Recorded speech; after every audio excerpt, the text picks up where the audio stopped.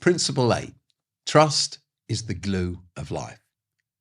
Trust is a little word, the presence or absence of which has huge ramifications. And distrust, the outcome of the breakdown of trust, is extremely expensive at every level of society. Trust in government and its statutory services is an essential foundation of social cohesion. But as we all know, in recent years, continued revelations of mismanagement, bad behaviour, poor governance, scandals and cover-ups in Whitehall and in the Town Hall have soured that trust. One of the symptoms of this lack of trust is the way that so many people choose to avoid statutory services whenever they possibly can. Don't you dare tell a social worker about us. The last thing we need is them interfering. This, for instance, is a sentiment I hear expressed all too often. Rather than feeling empowered or supported, we feel that the authorities are spying on us, reporting us, judging us, and, worse than all of that, judging us by their own distorted criteria. And at the same time, lacking any sense of accountability to us, the payers of tax and council tax. Instead, they appear aloof and officious, whilst also undervaluing or even completely disregarding our efforts to contribute, our voices. This breakdown of trust has been hugely exacerbated by the move to the so-called efficiency of online communication. For example, how frustrating is it to find yourself lost in an unintuitive website that refuses to give you the choices or information you need and then freezes you out? Or to be asked by a robot voice to wait in a long phone queue, listening to piped music, only to be told eventually that the service is shut or that you should dial another number or call again tomorrow.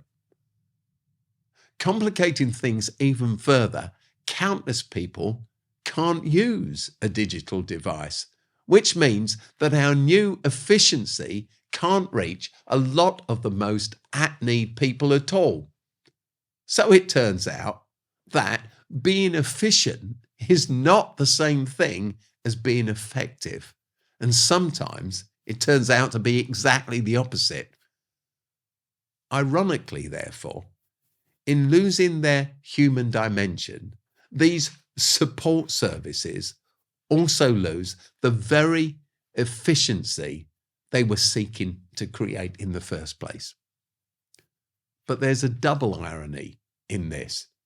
Often it turns out to be the poorly paid and inconsistently funded local charities and grassroots groups, staffed by volunteers with local knowledge and lived experience of trying to access these very same services, that end up stepping in to offer advice and advocacy to those who've lost trust in the very expensive statutory systems that are supposedly there to support them.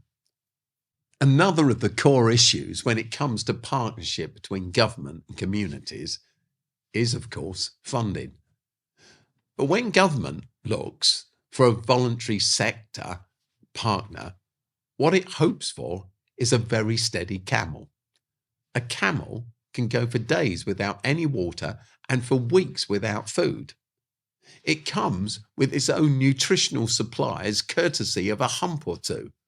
More than that, a camel can carry a heavy load and yet still walk many miles each day through the harshest desert climate, burning heat in the day and freezing cold at night.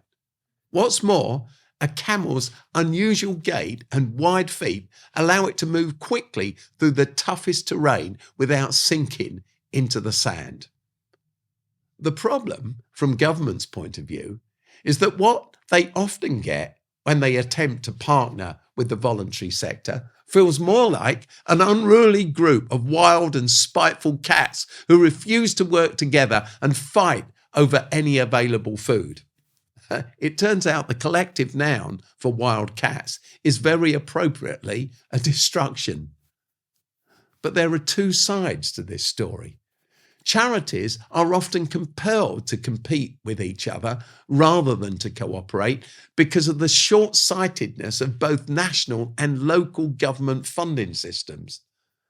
These often lack any sense of clear vision and are overly bureaucratic, administered by people who don't understand the nature of the communities they're making decisions about and offer nothing more than short-term funding focused on superficial outcomes.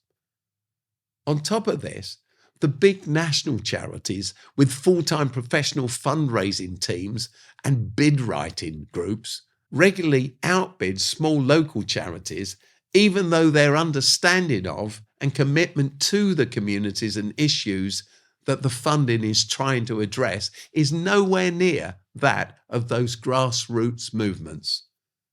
Small but effective local grassroots charities who are already doing the job on a shoestring end up working crazy hours to answer stupid questions in order to meet unrealistic funding bid deadlines, only to be informed by impersonal emails that their applications have not been successful.